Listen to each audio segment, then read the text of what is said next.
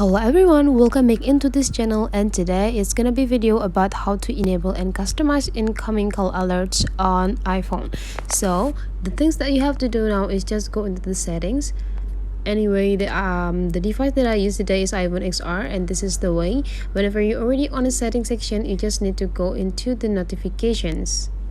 Just need to click it, and after that you just need to scrolling down and find the specific application that you want to set.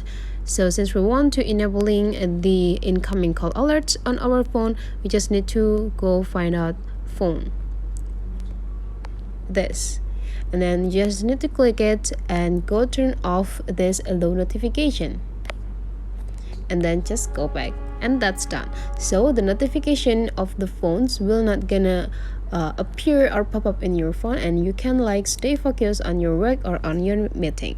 Whenever your work or meeting is already done, you can turn it on again by just go click it and turn on this button. So that's the way how to enabling the call alerts on iPhone. If you find that this tutorial is useful for you, don't forget to subscribe into this channel.